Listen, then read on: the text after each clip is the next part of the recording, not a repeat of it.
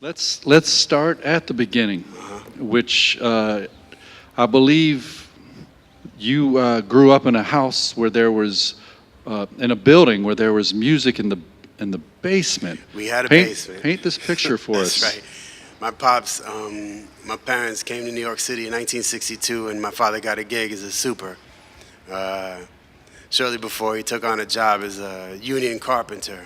He was a cabinet maker for the Plaza Hotel, but his gig, a side gig, was a superintendent for the building, and so we had access to the basement.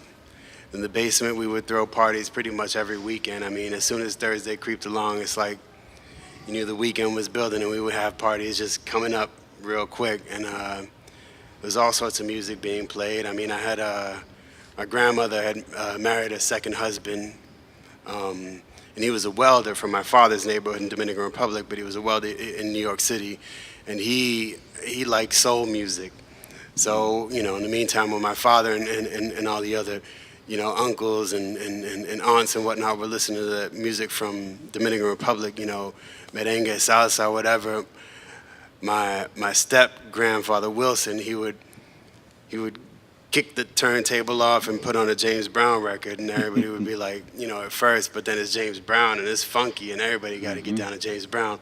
And so, you know, we would listen to a lot of James Brown, a lot of soul music. It was a big clash. It was also New York City in the early to mid '70s, so there was a lot going on. Oh yeah. A lot going on, man.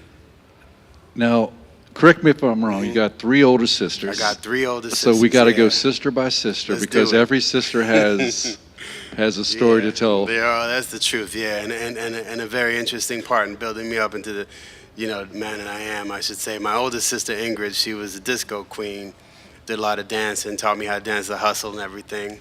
And that's a beautiful thing, man. It's a lost art. My sister Ingrid, she danced on Soul Train, and she was a disco queen. The one just a little bit young, and they're all gonna get mad at me because they all think they're the youngest, but hopefully they don't get to see. The one in the middle, her name is Rose, and she was a rocker, right? So she had a band, and she had gigs that we would go down to in CB's and whatnot. Kenny's Castaway, all them joints on Bleecker Street. Then the youngest of the three, Sophie, the one that's closest to my age, she was a B girl, and we lived in a neighborhood that you know, there were organizations built by the community, for example, like Zulu Nation and stuff like that, where there were a lot of breakdance crews and graffiti crews and things like that, and that's what my sister was all about. So she took me around. You know, we went to a lot of the train yards, and you know, I learned a lot about graffiti and breakdancing and all those cats from like the 70s and into the 80s. But that was New York. It was punk rock. It was we called it rap back then. It was rap, it was punk rock, and it was rock and roll, you know. Whether you're talking about the New York Dolls, the Ramones, Grandmaster Flash, you know, it was all there and it was all happening. And it's just, it was like some people say it's a melting pot, but I like to consider it a tossed salad because, like, everything, the tomato was a tomato, the lettuce was a lettuce, and they was all hanging out together. That's a beautiful thing. Absolutely, absolutely. Yeah. So did you go through all three sisters? Did I grow up with No, did you go through all three sisters? I went through all three all right, sisters. All right, Yeah, sorry. Ingrid, Rose, and Sophie. All right. So piano was your first instrument. Yeah. We had there was a church around the way that they had upgraded from the piano that they had before, so they threw this thing away, and because my pops was a super and he knew a lot of movers and shakers in the neighborhood, they were like, well, let's take this piano out the garbage and bring it up to the house. So we had like a little baby grand in the house, and I would sit. I'm sorry, I said, but that's the same as an upright. It was just those little uprights. Okay, it was an upright. It was an upright. It had the thing that you would open up on the top. You know, keys. So we were up in the house with the piano, piano bench and everything. So whether I was playing the piano, I was driving the car with my neighbor, you know, Joita, rest in peace. We would hang out on the bottom, drive the car. We was always playing on that piano, man. Well, I find it interesting because you mentioned it's like your father had a lot of connections there. I like that, and that being the super, as you put it. Yeah. That's just the social ties that came along with that, and then you had all the music downstairs in the basement, but there was like live music, but also people would bring records. Like nowadays, everyone's got thousands and thousands of songs on their phone. Back then, accessible. like you brought a record, and it was like that was a sought after item. So that's a total. I don't know if you have any recollections of that. I mean, I grew up through I that. have tons. I mean, I remember, it's a beautiful thing to go to a party. You dress yourself up accordingly, right? Maybe you Still doing that. Bring a little bottle of Pinch, a little bottle of Chivas, or whatever you're gonna bring over there, right? And you grab a couple records, right? They got the turntable in the house. Everybody's dancing. Everybody's having a good time. And that's it. I remember, coming and going. And it's a shame, though, because, I buy a lot of records and I collect a lot of records, and I'm obsessive about certain genres and whatnot, and particular labels and whatnot. And I go, I visit my mom and pops, and I look through my father's record collection. He's got all of them there, and like everything essentially, it's the autobiography of my growth and my upbringing. But they're in such bad shape because them records got used. Yeah. Them records got used. If it was at the end of the party and you was taking the needle off the record, that you earned that scratch because y'all heard that record, y'all danced to that record, everybody had a good time. And also another thing is, back in the day, a man would give a record as a gift to his lady, or a lady would give a record, couples, they would give each other records and they would write, to my darling dear, you're my shining star, and I don't want to go outside in the rain, like they would write those records out, so dedicating records to people. So there's a lot of records in my father's collection. They got little dedications and things. You just see the history of a relationship, man. Absolutely. There's a lot of memories that don't exist anymore because you can't put them on MP3s. You can't put them on MP3s. It's like you can't write a note. You can't roll a joint on an MP3 either. You can't do that either. That's an important differentiation. Yeah, for sure. True indeed. So we haven't talked at all about what brings you to the Baton Rouge Blues Festival. I mean, there's all these styles of music that we've talked about. We have yet to touch upon the form that that you're playing. I'm sure you got other things going on. Yeah. But that resonator, which you picked up at the age of 38, I believe, right? Yeah, I was old. That But I think about Wes Montgomery was 20 years old before he picked up the guitar. Look at Bill Withers, all those cats, man. I mean, so when it's supposed to happen, but you were playing before that, I imagine. I was playing like rockabilly mostly. I had I had one of them Gretsch Chet Atkins, a 6120, and I was trying to be like a finger picker and whatnot. And I liked a lot of those rockabilly cats, and I did all that thing, And the thing is, I'm obsessive about like things, and when I start to dig into the music, whatever it is, I obsess about it. I keep on picking through it, and as I peel back the layers of that onion, I would discover just new things. I really liked this record when I was a kid, Steppenwolf, Born to Run. I was like, oh, that's a good record, man. That's bitching, man. That's cool. Born to Run. That's what it's called, right? Born to be Wild. I know what you're talking about. Born to be Wild. Yeah. Born to be Wild. I was like, that's cool. The Who, My Generation, crazy shit like that. I'm like, okay. Yeah. I keep on digging through that. I find a Led Zeppelin record, and I'm like, wow, this is crazy. One of the baddest drummers I've ever heard in my life. Bass player, everybody got it right in the pocket. There was a certain funkiness to some of the stuff they were playing, too. Yeah, for sure. I just keep on peeling back the layer. One of them days, I ran into this record by Muddy Waters, Electric Mud, right? And I hear a little similar thing, and I'm like, oh. I realized all of a sudden you pull like the veil off of something that I really thought was amazing, but all of a sudden, it's not missionary no more. It's something deep, and we're getting complicated now, and it's beautiful. Yeah. And then I go back, and I'm like, all right, so what are the other records by Muddy Waters? And I see that them Plantation recordings, right? And I'm like, fuck out of here, man. I don't know, get out of here, that's crazy to me.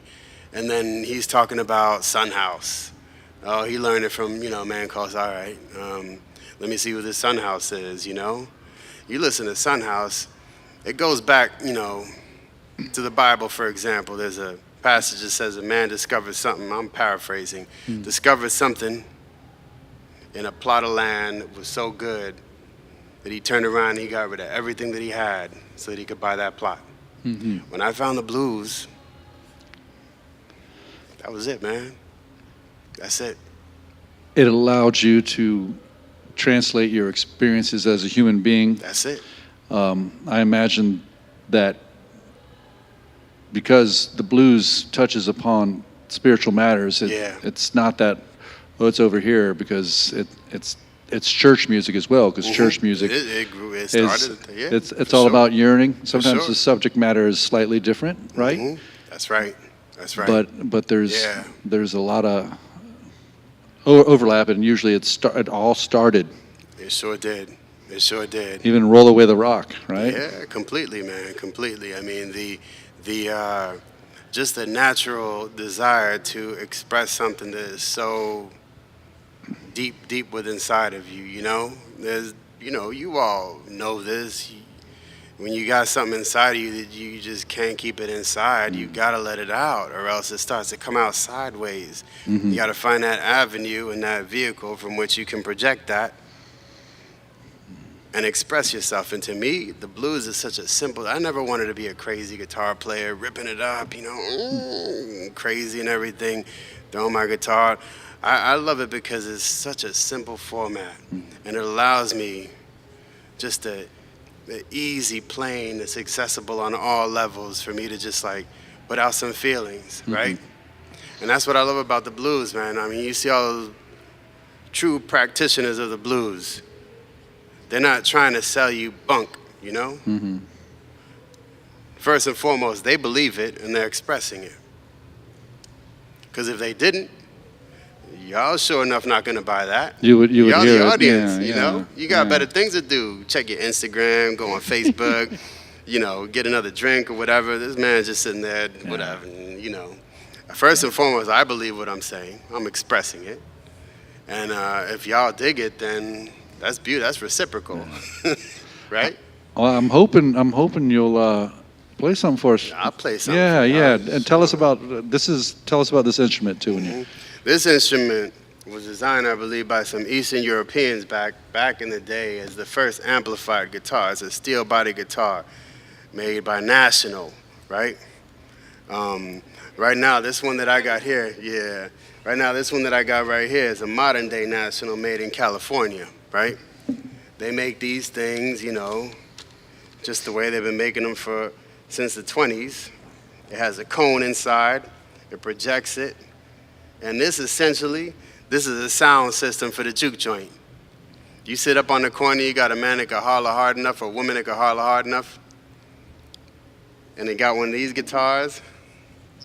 It cuts through all the dancing, all the jumping and singing and everything. This is it right here. This is, you know, the blues right here, man. So, what are you going to do? What song are you going to sing for us here?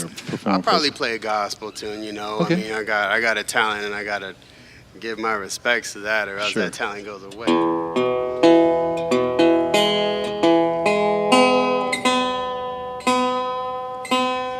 I gotta forewarn y'all, I broke a string up on that stage. So I just gotta get it in tune.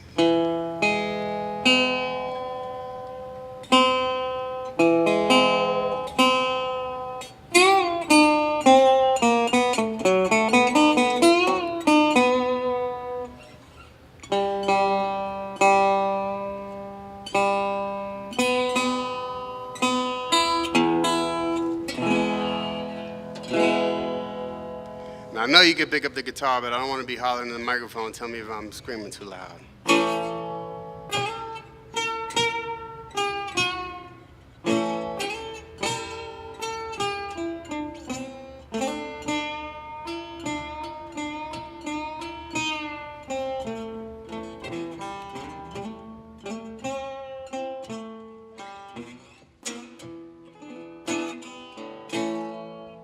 Sun shining up above,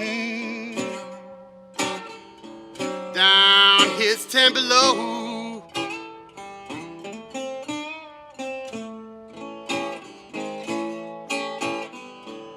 sun shining up above, but down here it's 10 below.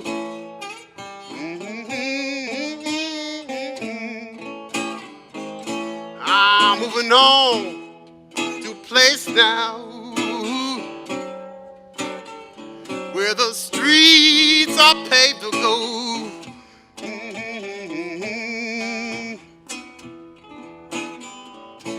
I'm gone away,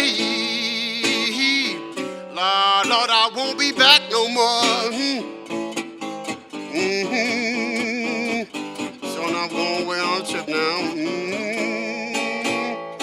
Lord, I'm gone away, and I won't be back no more.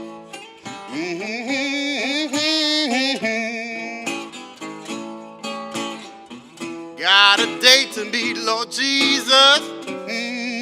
Foot of heaven's door, foot of heaven's door.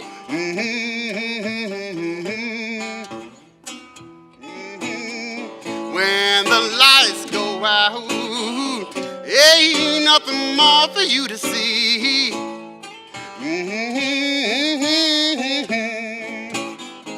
Lord, lights go out now. Ain't nothing more for you to see.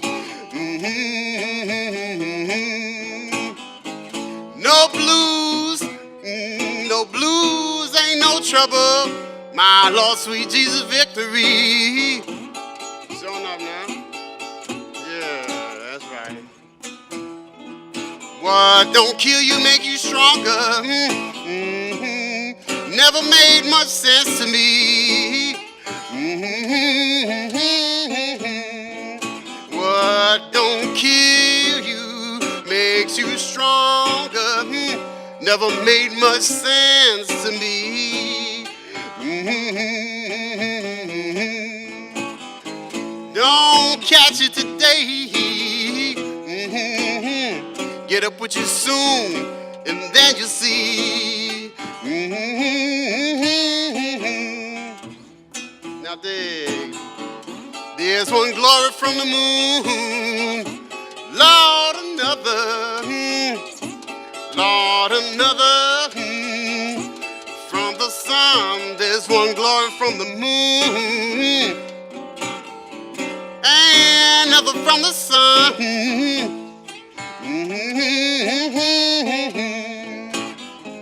Behind I leave this earthly body, where my Lord King Jesus come.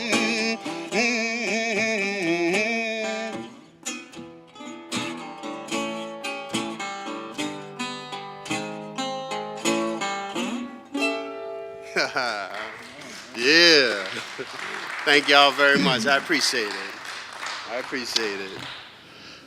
I have to tell you, as somebody who's been listening to the blues his whole life, and I'm picky because there's a lot of blues out there that It ain't the blues. I mean they know the notes, they know they know the transitions, but then there's that other element. It's just like with reggae music that you can. There's a certain whatever it is that is only possible, but I don't know what the answer is. What makes it possible? I mean, when did you start singing and then go, wait, I got a voice? I honestly don't really think I got a voice right now. To be totally honest with you, truth be told, it's like that Elmore James song where what the hell did you say? There's something inside of me, and I just can't. What the hell? He's just like, he can't, and it just won't let him be. Well, you got a talent, and you nurture it, and things happen.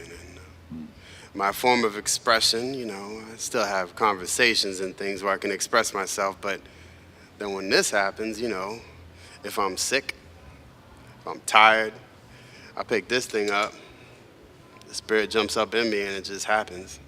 I mean, there's too many blues men that are dead and gone. We got to keep this alive, right? So it's a calling is what it is, right? Sure. Now, is there somebody by the name of Miss Lily Blue? Yeah. Okay. who gave you some advice? She gave me a whole lot of advice. She was the only real music teacher I ever had in my life. You know what I mean? Teachers come and go, but she taught me how to play the harp. And very hard lessons. This woman came up as a very powerful harp player during the revival in the 60s, and she played with a lot of those cats that was coming up north, you know, from Mississippi and Texas into, you know, Newport, Rhode Island, and all the other festivals and all the college circuit that these cats were playing. Leslie Blue. She taught me how to play the harp, and she told me one day, she said, anything you do, you got to do it with a feeling, you know? If you don't feel it, you sure as hell ain't going to be able to sell it to somebody else and have them feel it. It's like selling someone a tomato and telling them it's an apple. You can't do that. You got to be passionate about what you got, right? First person you got to convince is yourself. And she told me, she said, whatever you got to do with a feeling. If you don't do it with a feeling, you might as well just give up. She's like, go home. I don't need your money. Mm-hmm. Go home. Blues with a feeling. Blues with a feeling. That's what she taught me, man. Blues with everything. Everything. Song, writing. How did y'all meet? We met on Craigslist, man. Huh. It's crazy. We met on Craigslist. Beautiful story, met on Craigslist. I read this sign. I thought, I wanted to learn how to play the harp, and I didn't want to learn from someone that went to Berkeley School of Music or like some, you know, it was going to be like, well, I don't know notes, and I can't read music, and I didn't write music. I wanted to learn from a real blues man, what I thought. I look up on Craigslist. Her ad seemed to be like DIY enough and kind of like analog and sort of like, you know, I was like, all right, cool. I'll check this dude out. I thought it was like a big, you know, black dude because his name was Leslie. I was like, that's a brother, you know? So I go and I check on Leslie. Six flights up in the West Village. I knock on the door. This skinny little white lady with white hair teased out like she a lead singer GBH. White hair teased out to here. She opens up the door. She's like, "Hey, who are you?" And I'm like, "I'm Tito. I'm here to see Leslie. Is your husband here?" And she was like, "My husband? Man, what the hell is wrong with you?" She's like, "Come inside." And I was like, okay. I figured it was this old lady or something. I sat down, and she's like, "I'm Leslie. You want to learn how to play the harp or not?" And I was like, ooh. She's like, "Well, then sit down." And I was like, okay. And that was, I mean, essentially it was eye-opening because you can't judge, I mean, I know, Mitch, sometimes you can, but you can't always judge a book by its cover. And but Leslie, she was the skinniest little old white lady with white hair teased out to here. And this woman, they're like, I mean, she looked in my soul, and she said, okay, little Walter, Sonny Boy the first, big Walter Horton, Sonny Boy the first, that's what we're gonna learn. And she taught me this, and this is informal. Not only did it make me a better guitar player to learn how to play the harp with her, but I can't help it when there's a harp player, and I gotta have him sit in with me. But she taught me a whole lot, man. Leslie, I love that woman. See, a lot of people don't get those encounters. No. So yeah, let's hear it for those people who cross our paths. And, that's right. And then we pick something up that sometimes doesn't make sense until many years later. So. All right, you mentioned Instagram a moment ago, which I got to bring up because I think people should follow you on Instagram because there's a lot of photographs of all kinds of records. I just wrote down just a small list here. Yeah. All right. Miles Davis. I love Miles Davis, man.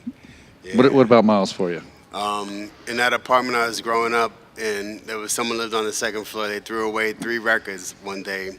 There was a group of records, but there was 2 of them that I picked out of the lot. There was an Elvis Costello record, Get Happy, which is one of my favorite records, and then there was another one, which is Miles Davis, Cooking with Miles Davis.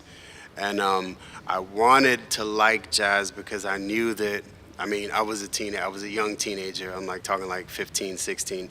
I knew that if I liked jazz, I can get a more sophisticated class of women. All truth be told, I'm not gonna lie. I wanted to like jazz. I didn't really like. Okay, I could dig Billie Holiday, like of course, because his vocals. But like, I wanted to dig that real heavy jazz stuff, and I was like, Miles Davis. Cooking. I took it to the crib. My Funny Valentine. Tune up. A few beautiful songs, and I heard it a bunch of times, and I was like, it opened up my whole shit, man. It opened up my whole thing. Pardon me. After that Miles Davis record, I read about the fact that he had recorded that in the studio, and it was meant to evoke the sense of a live jazz show, right? And there's Steamin' with Miles Davis. There's a couple others that followed that do a beautiful job. And plus, it's the Miles Davis Quintet. I mean, that's like Errol Gardner on the keys. I mean, he barely touched those. He's just tickling them things. Like, that thing was sick, man. Errol Gardner on the keys, Miles Davis on the trumpet. Yeah, Cooking with Miles Davis, one of my favorite records ever, man. Robert Pete Williams, Yeah, a native of Louisiana. That's right. Which is a little closer to what we were just listening to. Yep. And it's that type of stuff. I picked that record up, man. And it's like, I would like to say it's like looking in the mirror, but it's like looking in someone else's mirror and kind of like being able to relate. I can relate, I lost. I've been a victim of circumstance, and then hearing him sing about it and play about it, coming up through all that, from my perspective, as a city boy, it's a tree coming up through the concrete, Sure. Robert P. Williams, yeah. And one more is Marvin Gaye. Oh, man, Marvin Gaye. First of all, Marvin Gaye, I do believe it's Aries season right now, and Marvin Gaye is a fellow Aries brother like me. So right off the bat, we good. But when I grew up, there were two posters in the basement. There was Eddie Kendrick's Keep on Truckin' poster, and there was Marvin Gaye Let's Get It On poster. And I thought it was a funny choice because my parents bought those posters for us as children, me and my sisters, right? But the Let's Get It On poster was a black light poster. You would imagine there was like a lady with a natural and like a dude, and they was like all intertwined, like and I don't know what possessed them to buy it other than the fact that it was probably just like a good record, and they're like, oh, we love that song. Let's get It On one, and that Eddie Kendrick song is bad. But yeah, Marvin Gaye, I mean, like, record for record, you look at When I'm Alone, I Cry. That first like kind of jazz thing that he did was sick, man.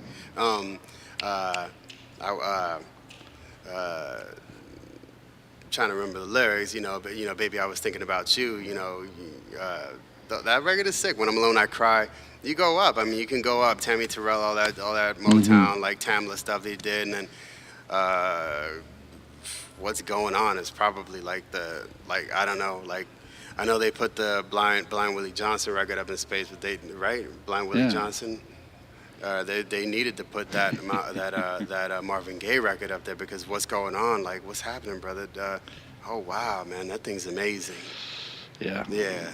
He covers a lot of territory there over the years. Yeah. Speaking of recordings, you did a recording.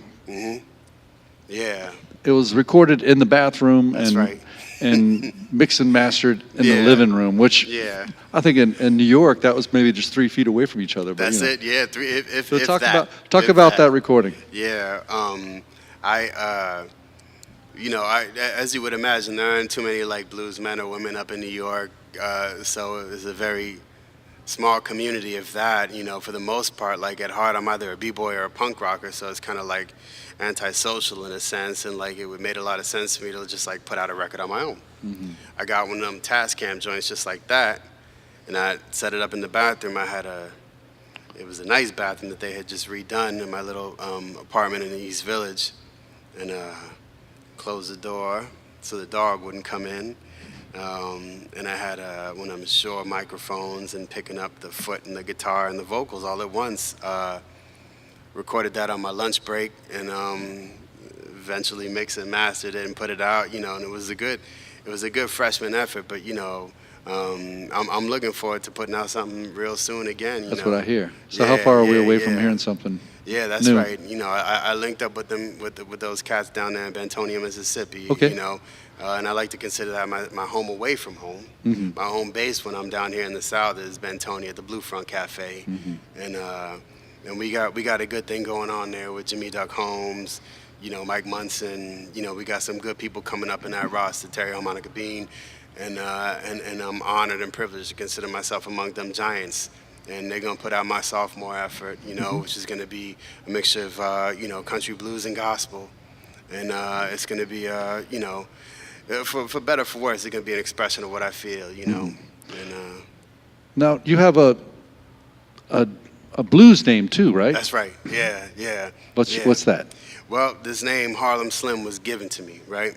I'm from Uptown. I always represented Uptown, you know, whether it was my affiliation to sort of movements within the street, you know, via graffiti, breakdancing, and all the, you know, crews that existed back then that I was brought into, you know, through my sister Sophie.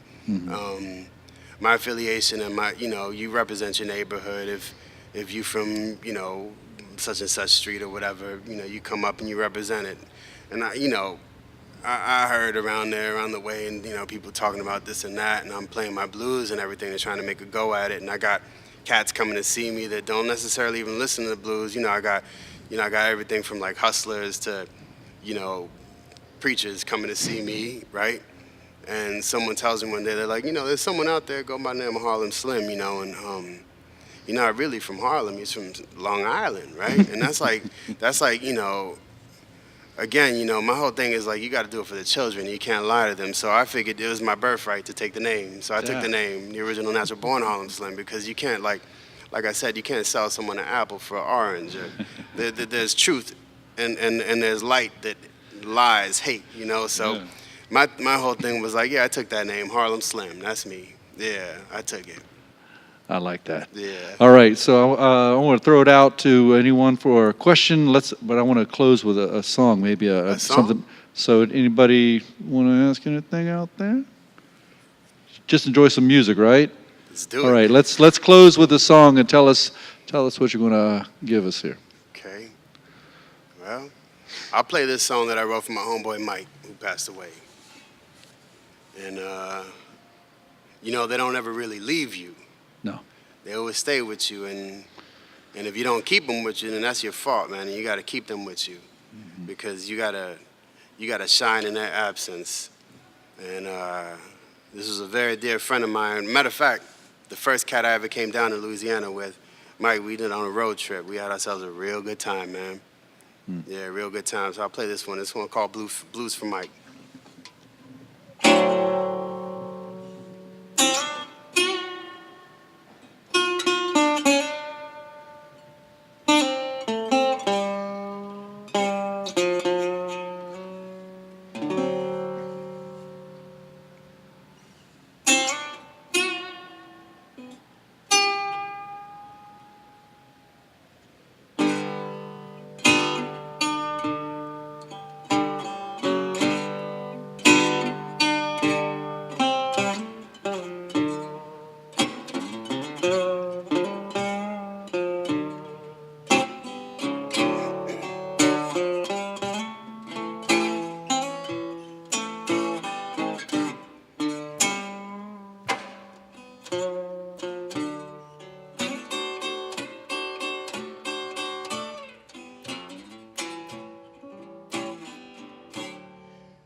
What don't kill you first, we try and try again.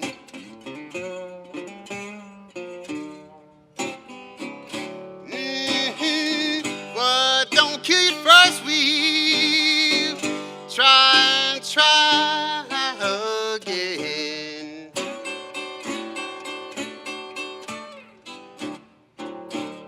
Well, it might even cut you down with the force of your hand.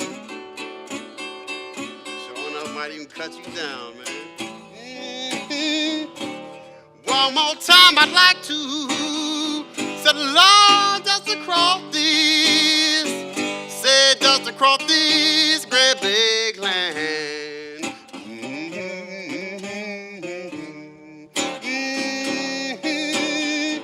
One more time I'd like to say just across this great big land.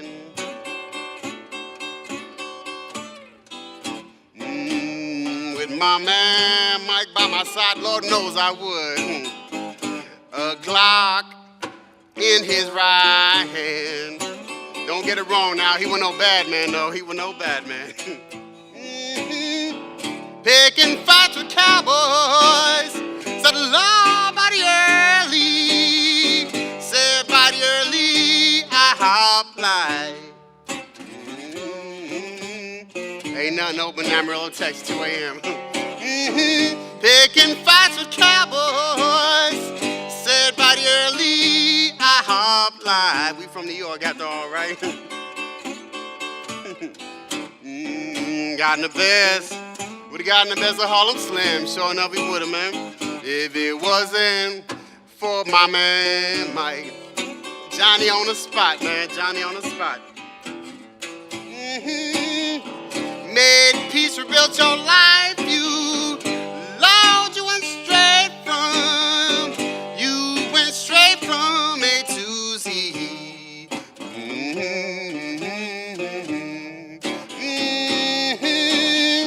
Invited all your friends, great big wedding in Miami. I was there, man. You gave love a shot, Mike, and shot you back, man. And damn, that pain was deep, man. Sure enough was deep. Sure enough was deep. I made jokes and stopped when, Lord, when I realized you was crying.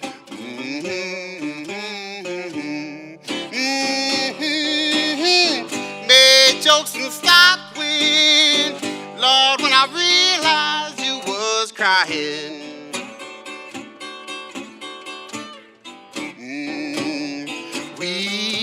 We got back in touch, people, just in time to say goodbye. And here's the reason why, y'all dig now, huh? You got a friend like Mike, you, Lord, give him a call from, Lord, give him a call from time to time. Call that brother up, huh? Got a friend like Mike, you, just give him a call from time to time. Don't leave him hanging now. You never know one day gonna leave you. Your heart gonna be heavy like mine. And ain't but one thing I can do, keep from crying. It's played heavy for y'all. Heavy, heavy now.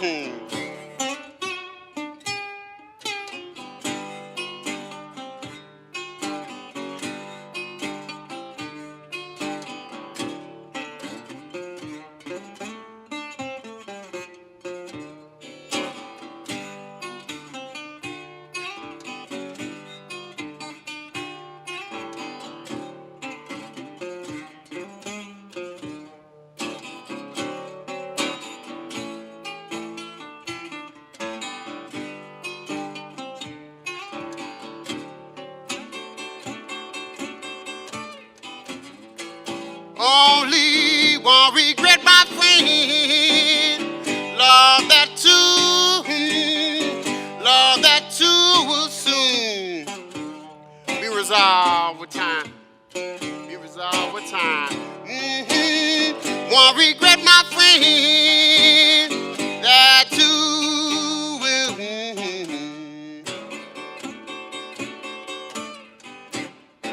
Well, you never had a chance to hold that sun. That sun you left behind. Ain't that a drag? Ain't that a drag?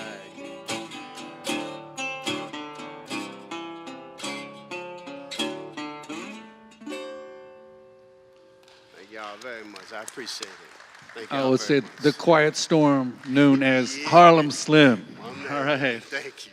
Right on. Yes. Thank y'all very Once much. again, let's hear it for him. That was some beautiful stuff there. Thank y'all.